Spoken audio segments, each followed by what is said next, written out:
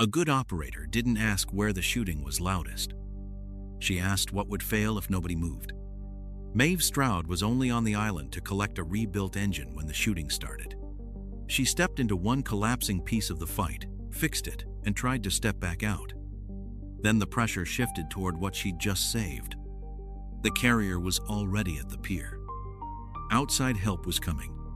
The thieves only needed the island long enough. The first rounds cracked across the heavy lift yard before the alarm finished rising is less than #0. 4# is greater than Maeve. Flattened behind a steel service cart and watched two guards lose contact with each other across open concrete. One had cover. The other had a clear view toward the pier apron. Neither could move without exposing the gap between them. A man in dark work clothes cut across that gap with a compact rifle held low.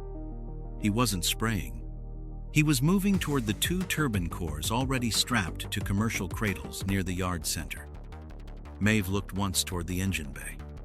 Her own reason for being there sat inside. A warranty-returned marine engine her shop had argued over for 3 months is less than #0.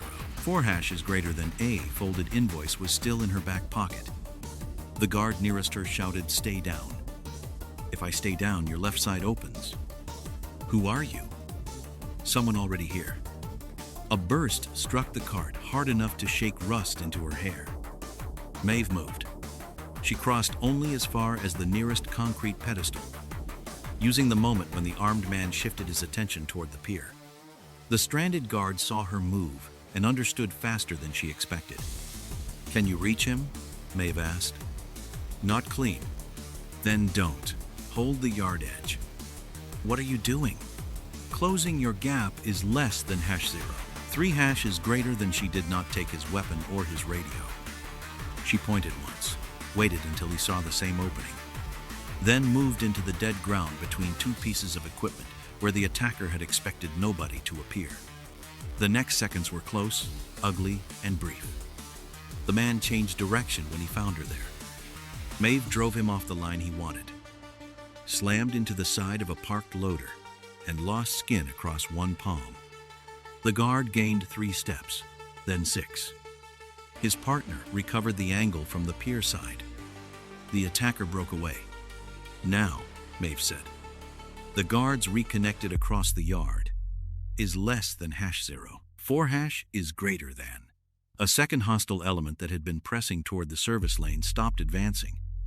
2 of them peeled away and shifted toward Maeve's side instead. The move left a strip of open concrete briefly unclaimed near the lane. A small concession from men who had not wasted ground before. That was the part she noticed. The first guard stared at her. "You military?" "Not now." That wasn't the question. "Former FBI HRT, some joint deployments." He looked at her once, then back toward the yard. "Good. No awe. No time for it." A woman's voice came over his radio, clipped and calm. Is less than #0. 4# is greater than yard team. Hold what you have. Mobile element is 3 minutes out from perimeter. Pier stays covered. Engine bay secondary. The guard keyed his radio once and shifted closer to the yard edge. The guard saw her looking. "Carrier's legitimate. Transfer crew staged it this morning. The cores were already cradled for the move. That service lane is the cargo route." "Response boats." "Inbound. Still too far to decide this." Maeve looked from the cradled cores to the pier. "Your people. On-site shift here. Small mobile element coming back. The rest are covering other critical sites. Is less than #0. 4# is greater than, so you can't hold engine bay, yard, and pier equally." "No." "Then keep your people on the cargo." The guard glanced toward the engine bay, then back to the lane. "That's what command is doing."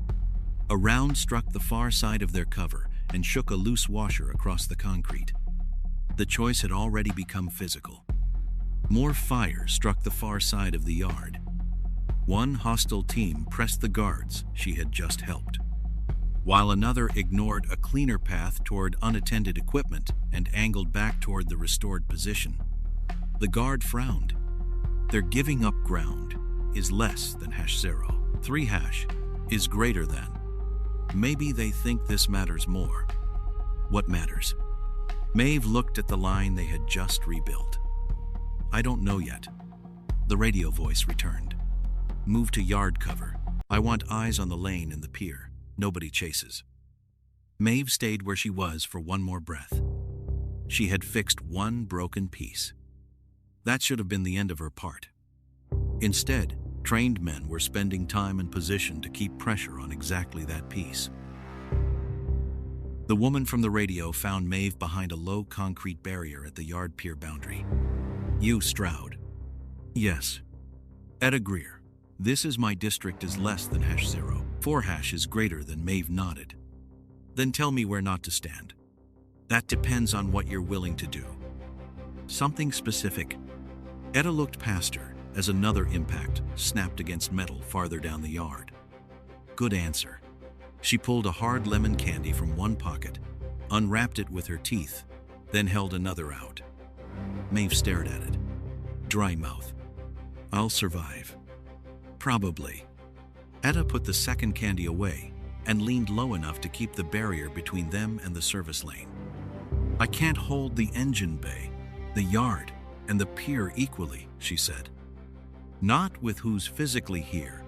Is less than #0. 3 hash is greater than your mobile people. Coming back from perimeter, everyone else is sitting on other critical sites. So what stays? The cores don't move. That was the first thing Etta said that simplified the whole district. Maeve looked toward the heavy lift yard. The cores remained on their commercial cradles, the carrier at the pier. Whatever else shifted, the theft still depended on the service lane between them. Etta pointed toward a covered equipment alcove on the yard side. I need that approach kept open for my people. They lose it. I have to pull from the pier. You want me there is less than #0. 3 hash is greater than. I want you to keep one crossing usable, nothing else. No advice. I didn't ask for any. Maeve almost smiled. A guard dropped behind the barrier beside them. Pier contact shortened. Etta turned. Why? They had a cleaner push toward the storage sheds. They broke off. Toward what? The guard pointed across the yard. Our crossing. Maeve felt the question before she gave it words. That crossing wasn't important 10 minutes ago. Etta looked at her. It is now. Because I used it. Maybe because you made it useful. That was still ordinary enough. Is less than #0. 4 hash is greater than. A competent assault crew suppressed whatever kept interfering with its plan. No mystery required. Etta said, Can you keep it open without wandering? Yes. That answer sounded offended. It wasn't. Good. I don't have time to manage your feelings. You won't. Etta sent the guard back toward the pier, then spoke into her radio. Yard stays thin. Pier stays covered. Engine bay gives ground if it has to. Nobody leaves cargo movement uncovered. A voice answered through static. Engine bay says they're taking pressure. I heard them.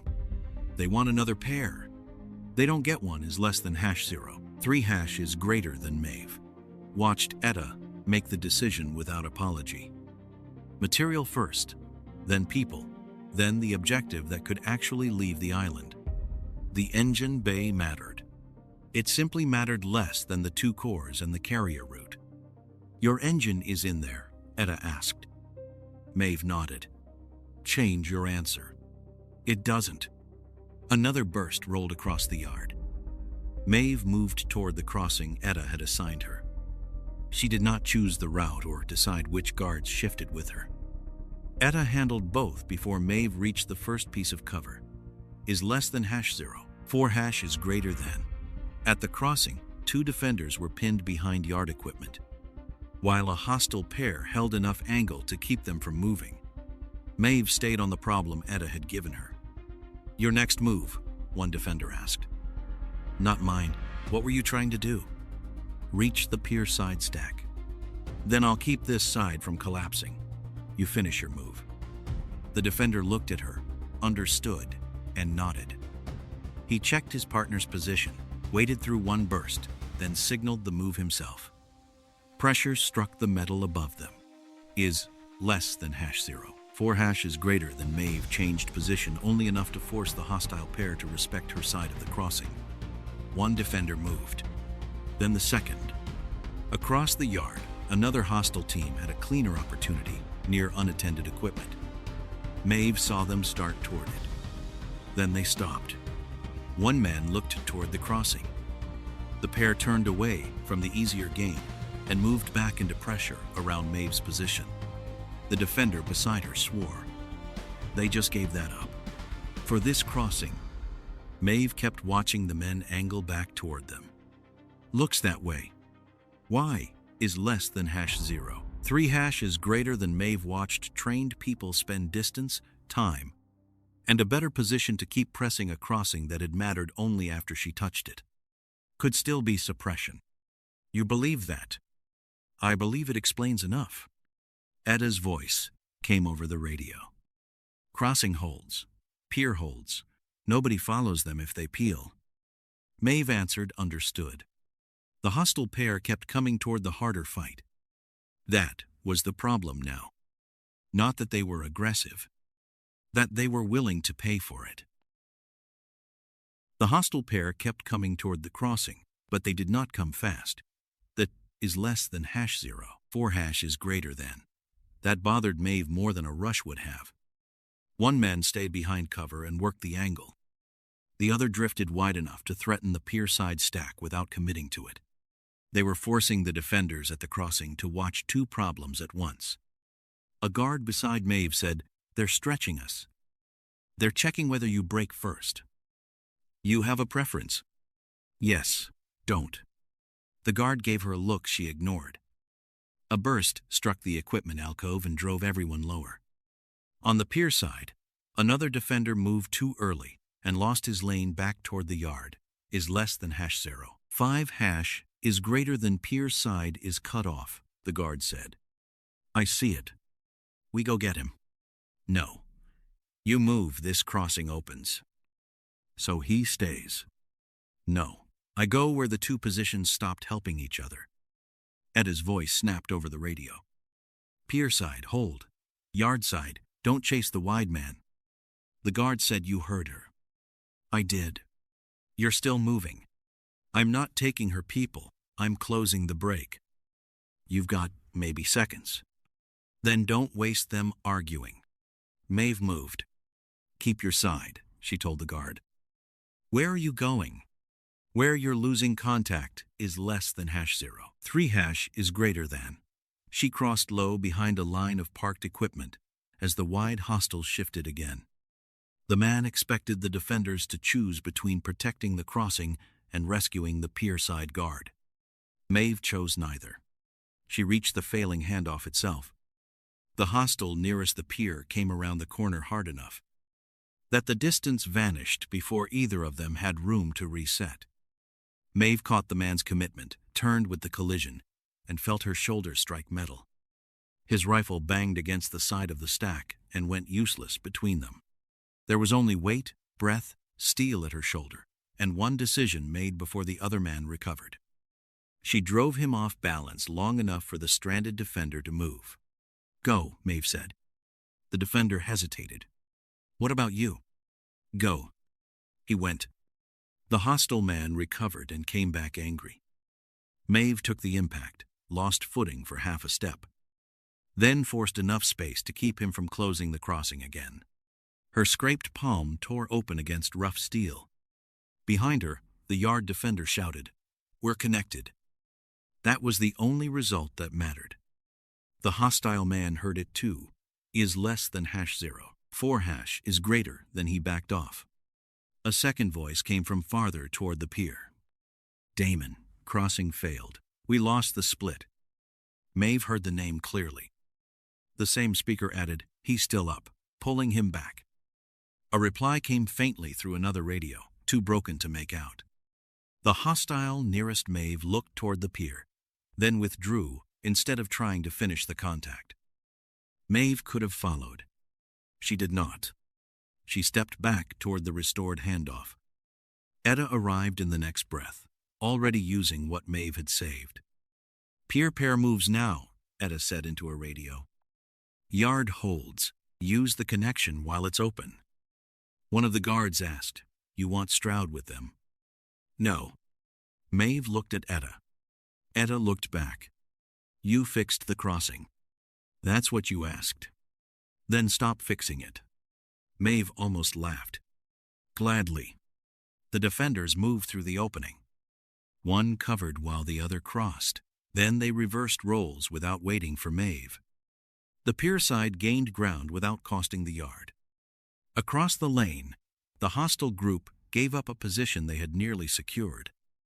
The guard beside Maeve stared after them. "They had us there." "They did is less than #0. 3# is greater than. They could have kept that position." "Yes. So why leave it?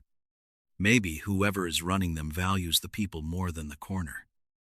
"That normal. For professionals, sometimes. And this feels professional. So far, you sound disappointed. I prefer stupid opponents. Could be they came ready for somebody like you." Maeve glanced at him. He shrugged.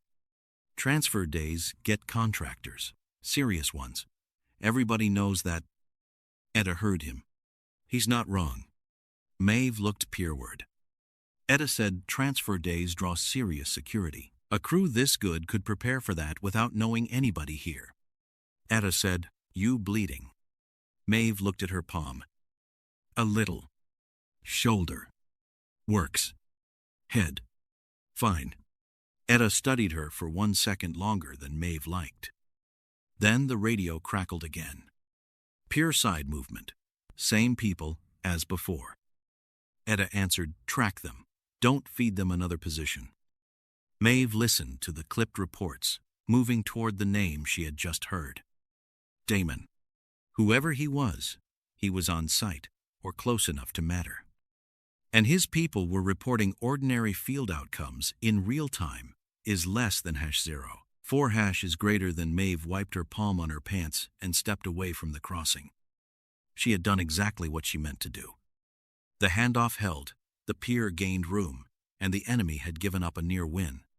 Maeve stepped away before anyone could turn that success into a larger job. Behind her, defenders were already moving through the crossing she had restored. The first sign was not pain. It was delay. Maeve heard Etta call for the pier pair to shift, heard a yard guard report movement near the service lane, and saw 2 hostile men start pressing a gap beside the same kind of handoff she had repaired minutes earlier. Is less than #0. 3# is greater than. All 3 things arrived together. For half a second, none of them separated. Ordinary daylight flashed off a windshield near the pier. A warning horn kept pulsing from damaged yard equipment. Someone shouted from the engine bay side. The sounds should have sorted themselves by distance and urgency. They did not. Maeve swallowed against a sudden roll of nausea. Etta looked at her. "What?" "Too much at once." "Head." "Yes." "How bad?" "Bad enough that I need one problem." Etta nodded once. "No concern ceremony. Then take the lane side gap. I have the pier is less than #0. 4# is greater than." Maeve moved. Etta glanced across the pressure. Same kind of split. Close enough. Could be prepared. Transfer crews expect serious security. Then we treat it that way until the facts change. Maeve nodded once. The explanation still fit, but the next decision could not wait. A guard near the service lane shouted, "They're moving left." Another voice came through radio static. "Pier needs support." Maeve saw a third change near the yard. 3 inputs. She tried to rank them. The lane side gap was immediate. The pier report sounded worse. End is less than #0. 4# is greater than. The yard movement could become worse if she ignored it. The horn sounded again. Her stomach tightened. "Maeve," Etta said. "I heard." "Which one?" Maeve looked toward the pier when she should have stayed with the gap. That was the delay. 2 seconds, maybe less. It was enough. A hostile man crossed behind the lane-side cover while Maeve's attention was elsewhere. A defender shifted to compensate, leaving the protected route they had been using between yard positions exposed. Back, Maeve shouted, too late. The hostile pair did not charge through. They took the option away and then withdrew behind stronger cover. One defender tried to recover the old angle, found it closed, and dropped back before the attempt cost him more. The defender beside Maeve hit the ground hard. "You good?" she asked. "I'm good." Rote isn't. Maeve looked. He was right. The covered connection Etta had been using to move people between the yard and pier was gone. No body had been killed for it. That almost made the loss worse. The enemy had traded seconds for a permanent reduction in defender choice. Etta's voice came sharp over the radio. "Forget that route. Pier pair stays pier, yard shifts inward." Maeve said, "I was late. My head. I know now. I should have said it sooner." "Yes." Etta did not soften the answers, and Maeve was grateful for that. A guard called from farther down the yard. "Hostile cell is pulling one back." Maeve watched. One of the attackers had a clean chance to keep pressing a damaged defender position. Instead, another man covered his withdrawal while the first disappeared toward the pier side. "They're saving him," Maeve said. Etta followed her eyes. "Experienced? Moves like it. Then they don't spend trained people for nothing." The cell reorganized. Their route stayed lost. Maeve remained slow, and Etta immediately shifted a guard to cover the exposed edge, rather than ask Maeve to stretch again. A pulse of nausea came again when the horn sounded. "Kill that horn if you can," Maeve said. Etta shook her head. "Not our problem." "Right. Can you hold one task?" "Yes." "Two?" Maeve hated the pause before answering. "No, then don't." Etta raised her radio. "Yard fallback 1 position, pier stays fixed. Mobile element goes to the carrier side. No one reinforces Stroud unless I call it." The command shifted more people than anything Maeve had done since the attack began. Maeve waited for the hostile pressure to swing with it. It did not. The men near the lane kept their attention on the seam where she had been working. The pier side cell adjusted to Etta's move, but without the same concentrated urgency. Different pressure. Not absent, not proof. Just different, Maeve said. "They didn't follow your shift the same way." Etta glanced toward the lane. "Could still be prepared suppression." "Could be. Then that's the working answer." Maeve let it stand. A crew good enough to steal intact turbine cores could plan for serious resistance, without knowing exactly who would be standing in the yard. Maeve pressed the heel of her hand against the concrete, until the nausea eased enough to move. Etta asked, "Still with me? One job at a time. That's all I'm giving you." The lost route remained lost. Across the yard, the hostile cell Maeve had failed to stop was already reorganizing behind cover. Her mistake had survived her. Maeve stayed with the lane side gap, because Etta had told her to hold one thing. That should have simplified the next few minutes. It did not. The hostile cell that had survived the last exchange returned under heavier cover, but its pressure stayed disciplined. Nothing wild. Nothing wasted. The same professional restraint Maeve had already seen. Etta crouched behind a concrete barrier 10 yards away and watched the route the defenders had just lost. They were ready for serious security, she said. Maeve kept her eyes on the yard. Transfer days bring contract teams, specialists. A crew planning this theft would expect that. So we keep that explanation until it fails. A burst struck the barrier and cut the conversation short. 2 defenders shifted farther down the remaining route. The service lane was still open, but only through a narrower approach now. The lost connection from before had forced everyone closer to the same exposed ground. Etta said, "I need one more move before they close that." "What do you want from me?" "Not the same thing." Maeve looked at her. Etta pointed toward a stack of maintenance pallets closer to the pier side. "You don't repair the break this time. You stay where they can see you and keep that side occupied. My people move behind it." "Decoy?" "Visible pressure. That's uglier. So is losing the lane." Maeve considered the migraine sitting behind her eyes like a weight she could not quite forget. "One task," Etta said. "One task." Maeve moved to the new position. It felt wrong immediately. Her instinct was to look for the failing connection, find the shortest path into it, stabilize it, and leave.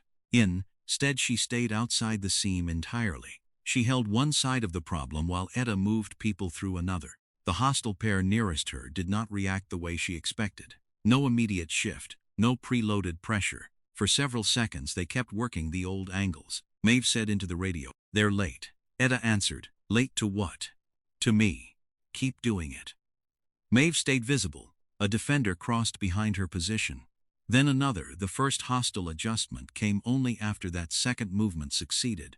One attacker broke off the old angle and moved toward Maeve's new side. Another followed, leaving a yard-side approach with only one man covering it. Etta's nearest defender used the thinning to move closer to the service lane. Etta saw it too. They changed after the crossing. "Not before," Maeve said. "That hurts the prepared response theory." "It doesn't kill it. A prepared crew can still adapt." Etta watched the pair settle into pressure against the new position. "Then keep watching what happens first." Maeve did. The timing bothered her more than the movement itself. A metallic crash came from the service lane. One of Etta's guards shouted over the radio, "Carry side approach compromised. They've pushed equipment into the lane mouth." Etta swore once. Maeve looked toward the sound. "Movement advantage?" she asked. "Gone," Etta said. "We can still hold the lane. We can't move through it the way we could." "That's the cost of the test." "That's my cost. You approved it. I own it." A hostile team used the confusion to gain a covered position closer to the reinforced route, not the cores or the carrier, but closer to the line that connected them. Maeve felt the temptation to leave her assigned place and restore the route before it worsened. She did not move. Etta said, "Stay, I am." Didn't sound convincing. It wasn't meant to. Another attacker shifted only after Maeve leaned into a different firing angle. "Again, the update came after her action, not before." Maeve said, "That's twice. My change first, theirs second." "Still not enough," Etta said. "No. A prepared crew can react too." "Then don't promote a suspicion into an answer." A guard reported, "Hostile cell moving from pier side." Etta answered, "Where?" "Toward Stroud's side." Maeve looked across the yard. That was another trained group leaving something else to do it. Damon was spending people again, but only after her new role had become visible. Maeve said, "He's paying for the adjustment." Etta replied, "And we paid for the experiment. Fair trade?" "No." Maeve almost smiled despite the nausea. "That answer I believe." A defender called, "They're holding the old opening too." Etta answered, "Then they're not abandoning the original plan, they're adding to it." Maeve watched one hostile man remain on the lane, while the others pressed her new position. Damon had not thrown away the theft to chase her. He was spending a finite crew while keeping the same objective alive. "So prepared and flexible," Etta said. "Until we have something better. We may be getting there. Don't outrun it." The pressure tightened around her new position, while the route behind them stayed worse than before. Prepared for specialists still made sense. What no longer sat cleanly was the timing. The enemy had needed to see Maeve's new contribution before deciding how to answer it. The next hostile shift came after Maeve stopped doing anything useful. That was Etta's idea. "Stay there," she said.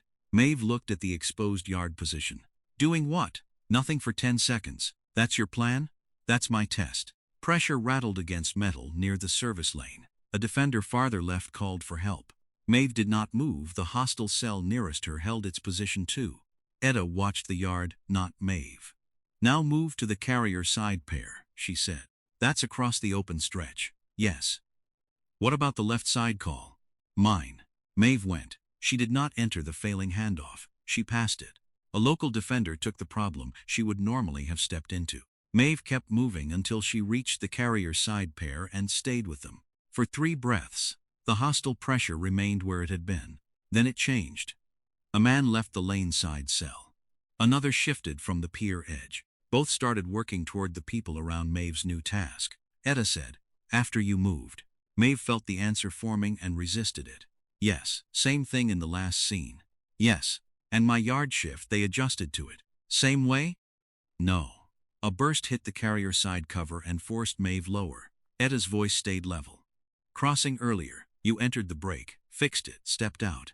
Maeve remembered the yard pier handoff, the close collision, the guard moving through the gap, the enemy abandoning a position it nearly owned. Then the next scene got hammered. Etta said, "My head made that worse." "I know. That doesn't make the pressure connected." "No, this does." Etta pointed across the yard.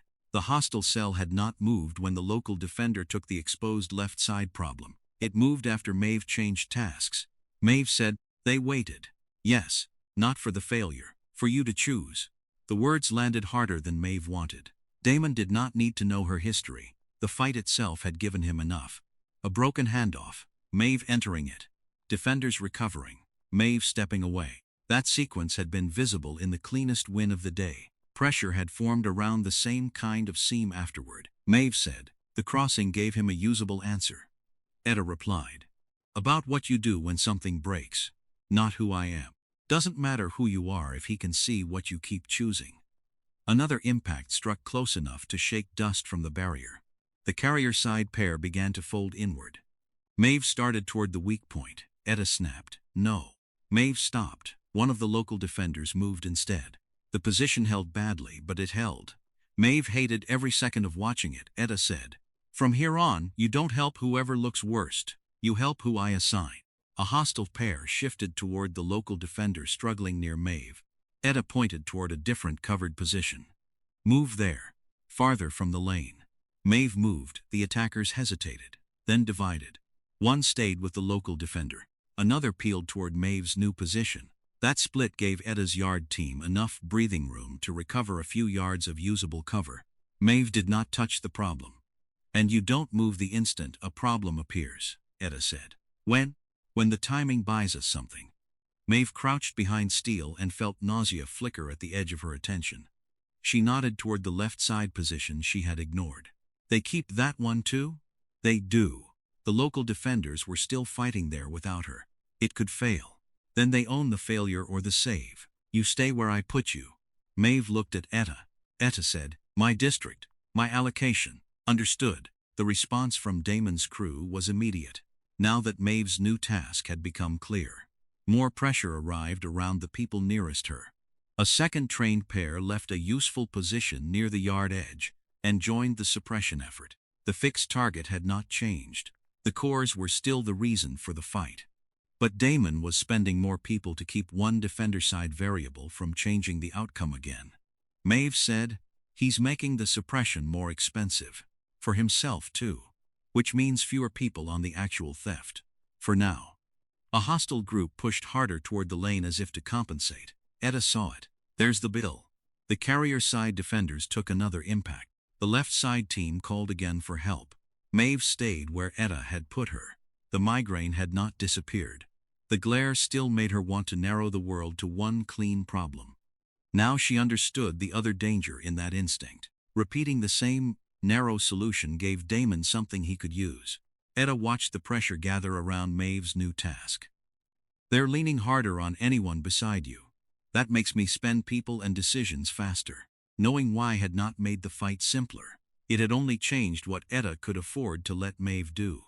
Maeve said, "If he keeps paying people to contain whatever I touch, eventually he has to take them from somewhere." Etta kept watching the service lane. "Then we make sure somewhere matters." "Good. Make him spend them twice if possible." Etta assigned Maeve the carrier side approach before the next burst reached them. "Stay with that pair," she said. "Nothing else."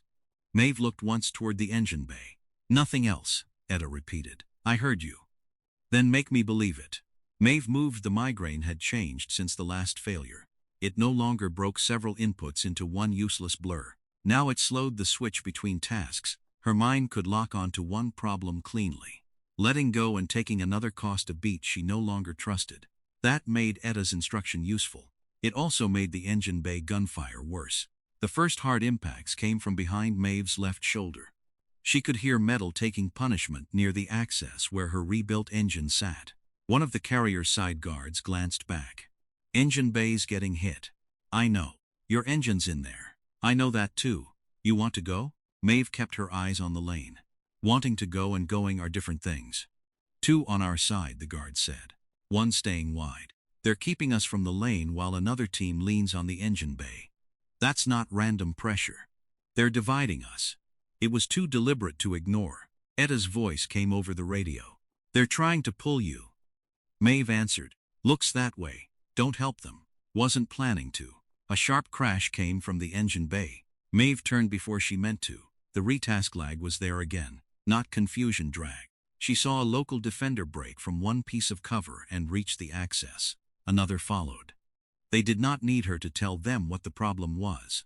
One defender covered the approach. The other dragged a damaged cart across enough of the opening to deny a straight run inside.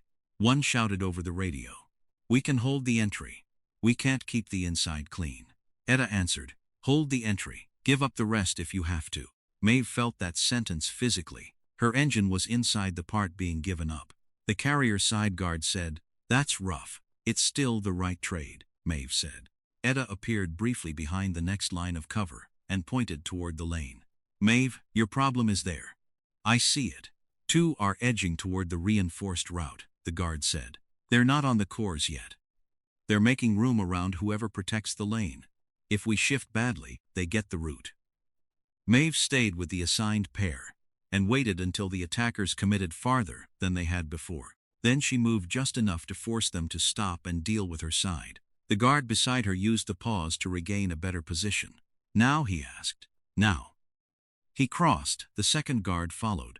Maeve did not follow them deeper. The hostile pair changed direction toward her, exactly as expected. What Maeve had not expected was another trained cell leaving the engine bay pressure and angling toward the carrier side as well. Etta saw it. "That's 4 people off something else," she said. "They're still keeping pressure on the bay, with locals, so the pull failed." "Not yet." Another burst struck near the lane. Maeve wanted to move toward the weak point. Etta said, "Stay." Maeve stayed. The local defenders at the engine bay called again. "Access is degrading. We can hold the outer corner. Inside is exposed." Etta did not answer immediately. She reached into a pocket, tore the wrapper from a hard lemon candy, and put it in her mouth without looking away from the yard. Then she said, "Outer corner only.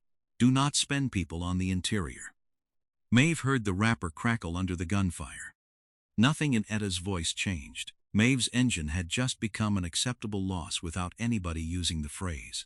The carrier side guard glanced at her. "You staying?" Maeve planted her shoulder against the cover. "I'm staying."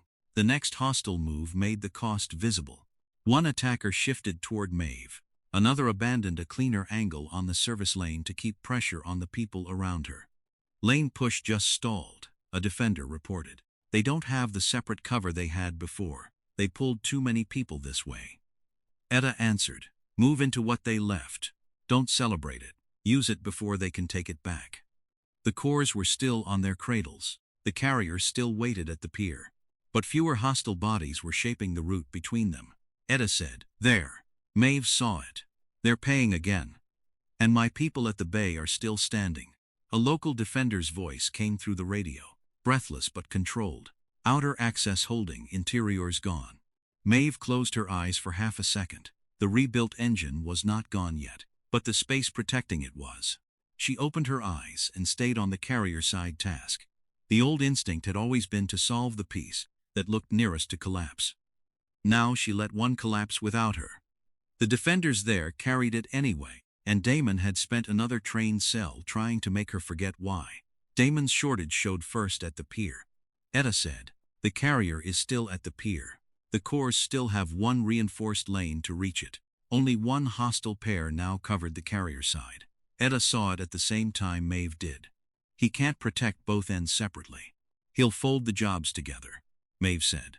A hostile group moved from the yard edge toward the lane, and the carrier side pair shifted with them. Damon had made the same calculation. Etta raised her radio. "All local teams, lane and carrier access are primary. Engine bay gets nobody else." Maeve looked toward the engine bay. This time Etta did not look back at her. "You heard me." "I did. Your engine stays there." "Yes. Can you live with that?" Maeve watched smoke and dust drift from the damaged access. "I can live with it." That was not the same as liking it. The first merged push hit the lane hard. Etta said, "Same people who were suppressing you are moving with the lane push now. They're not protecting 2 separate jobs anymore. One fight is swallowing the other." The result was heavier at the lane and thinner everywhere else. Etta used that immediately. "Yard pair, close the carrier side gap. Do not chase anyone beyond it." A guard moved immediately toward the carrier side gap. Maeve said, "Where do you want me?" "Not where they expect yet. Specific would help." Stay with the yard pair until their push commits. Maeve stayed. Her head felt heavy rather than sharp. Fatigue had replaced the earlier nausea, and every movement carried a small tax. She could still work. She simply had less room for waste. Across the lane, one man stepped into view long enough for Maeve to recognize him from earlier reports and movement: Damon.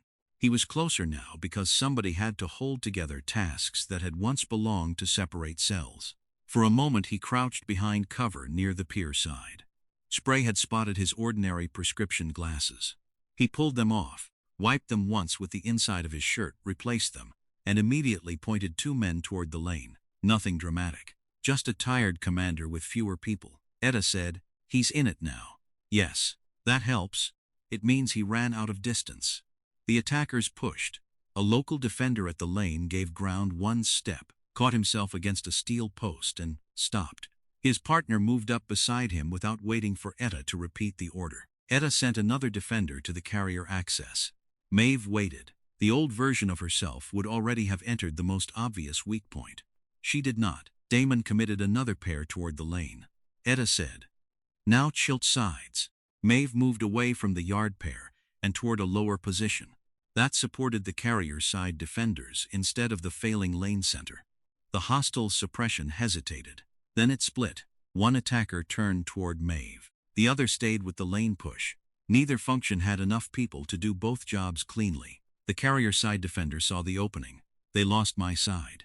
"Use it," Maeve said. He moved. The hostile man who had turned toward Maeve had to stop his pressure and protect his own position. The suppression effort was now defending itself. Etta said, "That's what we needed." A deep impact sounded from the engine bay.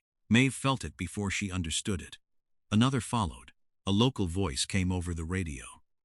"Engine bay interior is finished. Structural damage around the stored equipment. We're giving it up." Maeve knew what that meant without seeing the engine. The disputed rebuild. The months of argument the warranty return her shop had sent her here to accept personally, beyond practical recovery now. Etta said, "Stroud, I heard. I made that trade." "Yes, you want me to say I'm sorry?" "No." "Good." Maeve swallowed. "Keep the lane."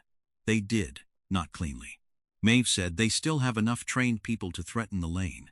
Damon still has a working crew. If they reopen the route, the carrier is reachable." One hostile option had disappeared in front of Maeve. Damon no longer had separate people for the carrier, Maeve, and the lane. When one group shifted, something else opened. Etta exploited every opening without trying to save everything. Carrier pair stays, yard gives 2 steps. Lane does not. A defender asked, "What about engine bay?" "Gone." No hesitation, Maeve looked once toward the damaged building. Her engine was gone with it as a usable business asset. She turned back. Damon crossed closer to the lane, directing the merged push himself. That made him more dangerous. It also made him more committed. Maeve said, "He can't unwind this now." Etta answered, "Neither can we." The hostile push compressed toward the reinforced lane. The cores still had only that path to the staged carrier. Everything else had become ground. One side or the other had already chosen to lose. The last push came straight at the reinforced lane. Etta raised her radio. "Lane team, hold the route. Carrier pair, deny the pier access. Nobody follows anything away from those 2 jobs." Maeve stayed behind low yard cover with one defender. Etta looked at her. "Your job is the close threat. Nothing else. If the lane fails, my people. Carrier, my people. If both calls, you still have one job." Maeve looked toward the lane. "I'm going to hate that." "You can hate it after." A burst struck the lane cover. The migraine sat behind Maeve's eyes, dense and tiring. She could read the problem in front of her, but not switch cleanly to a second fight and back. A radio voice said, "Response boats are close." Etta answered, "Close isn't here. We finished this." The attackers knew it. Damon pushed what remained. 2 men pressured the lane. Another pair worked toward carrier access.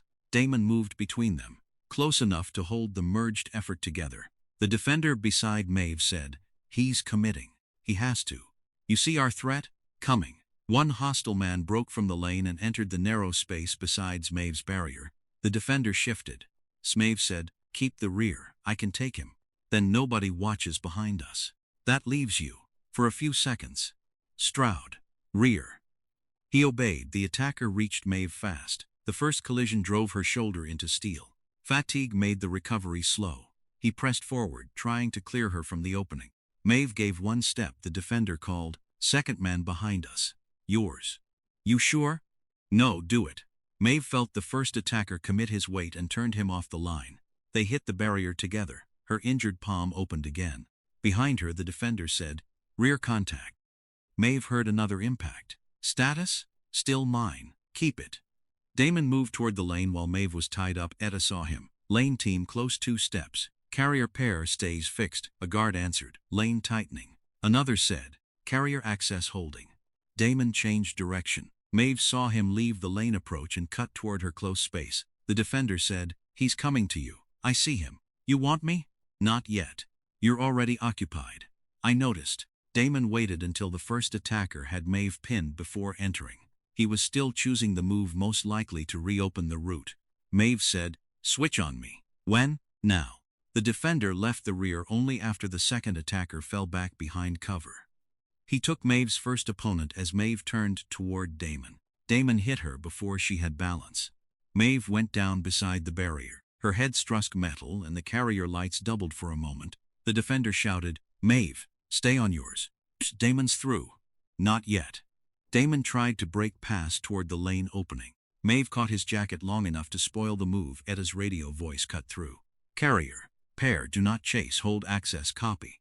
Maeve shouted, "Lane?" Etta answered, "Mine. Still mine. Solve yours." That removed the second task from Maeve's head. Damon came close again. Maeve stepped into his commitment and drove him away from the opening. The defender closed from the other side. Damon recovered and tried to turn them against each other. The defender said, "Left, I have him. Don't chase, I'm not." Damon tried once more for the gap. Maeve caught the move early. Now, the defender hit from the opposite side. Together they drove Damon to the ground and kept him there until he stopped resisting. He was no longer an active threat. A hostile man at carrier access pushed after Damon fell. Etta said, "Carrier pair, hold. We have contact. Hold." Another attacker stayed on the lane and tried to reopen space. "Lane taking pressure," a guard reported. Etta answered, "You have the ground, keep it." The defender asked, "He's down, are they breaking?" "No." "Then what ends it?" "The objective." At the carrier side, the hostile push stalled. "Carrier access denied," a voice reported. At the lane, another voice answered, "Route still ours." Etta said, "Nobody advances, make them spend time they don't have." Their train cells were depleted, split, or tied to positions that no longer served the theft. The carrier remained denied. The reinforced lane remained in defender hands. The 2 corps stayed in the yard. A distant engine note carried over the water. "Now it matters," Maeve said. One hostile pair disengaged toward the yard edge. Another remained behind cover and fired again independently of Damon. Etta said, "They're still active. Contain. Do not turn this into a chase." A guard replied, "Understood."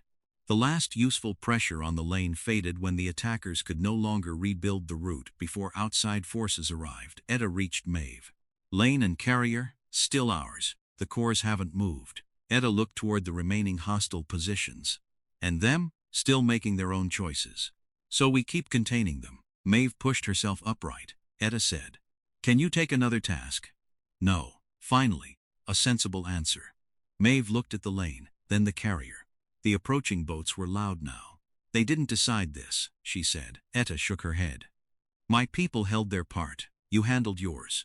Maeve accepted the correction. No new push came.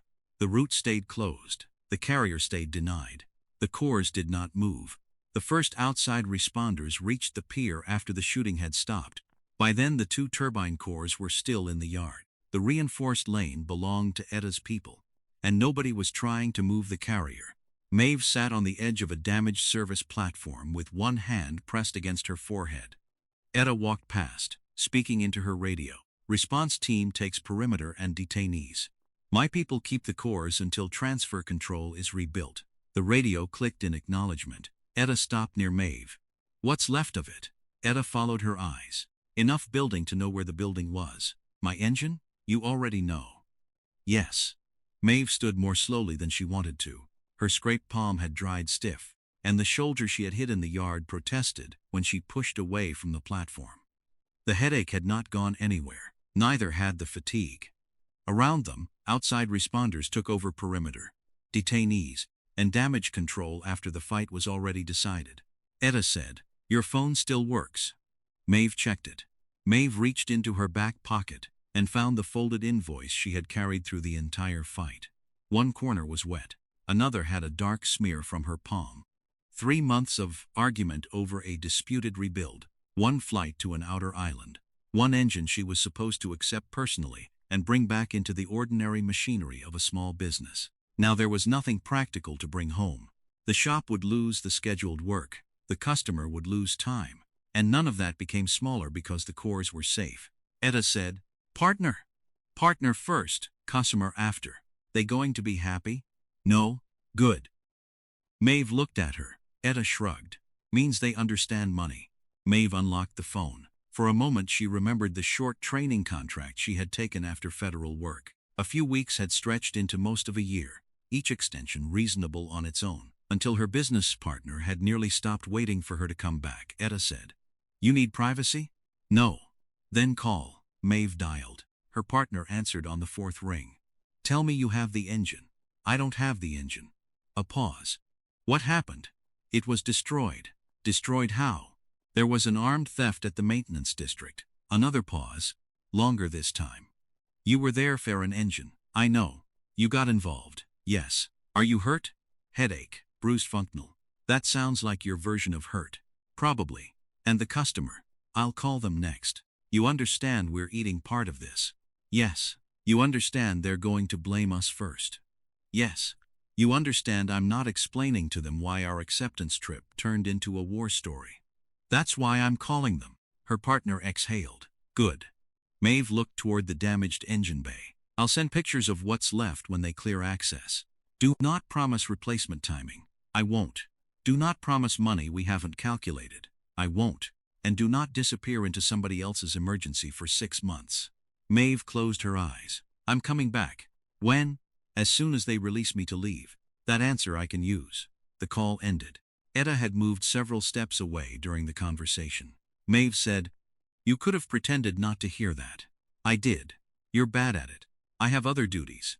One responder approached Etta with a question about the cores. Etta turned immediately.